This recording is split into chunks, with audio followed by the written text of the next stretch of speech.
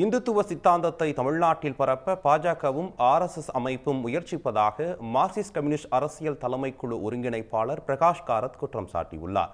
Marxist communist கட்சியின் 24வது மாநில மாநாடு விழுப்புரம் புதிய பேருந்து நிலையம் அருகே நகராட்சி திடலில் பிரகாஷ் காரத் தலைமையில் நடைபெற்றது.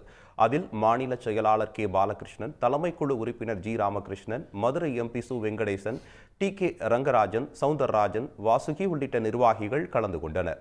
மாநாட்டில் பேசிய அரசியல் தலைமைக்குழு ஒருங்கிணைப்பாளர் பிரகாஷ் காரத், மத அடிப்படையில் மக்களை பிரித்து தங்களுக்கு சாதகமாக்கிக் கொள்ள RSS பாஜக முயற்சிப்பதாகவும் அதை தடுக்க மதசார்பற்ற மக்களை ஒன்றிணைக்க வேண்டும் எனவும் கேட்டுக்கொண்டார். Trying to create communal polarization and divide to try to consolidate the Hindutva vote bank. That is why it's very important that we continue to build the widest unity of all the secular and democratic forces in our country to fight against this RSS BJP designs. பின்னர் மாநாட்டில் உரையாற்றிய மாநில செயலாளர் K. Balakrishnan, Annamalai நம்புகிற ஆண்டவனே வந்தாலும் தமிழ்நாட்டில் தாமரை மலராது என உறுதிபட தெரிவித்தார்.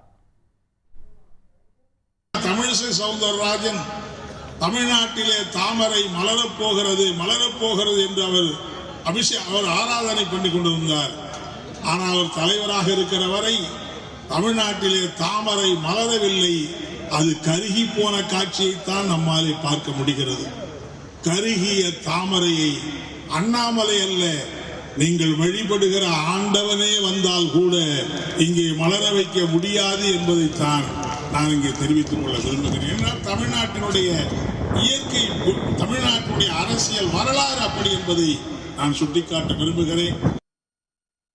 முன்னதாக மாநாட்டை ஒட்டி நடைபெற்ற செந்தொண்டர் பேரணியில் ஏராளமானோர் கலந்து கொண்டனர். அப்போது சென்னை பல்லாவரம் பகுதியைச் சேர்ந்த ஆனந்தன் என்ற மின் ஊழியர் திடீரென மாரடைப்பு ஏற்பட்டு உயிரிழந்தார். உடனுக்குடன் செய்திகளை தெரிந்து கொள்ள சன் நியூஸ் பெல் ஐகானை கிளிக் பண்ணுங்க.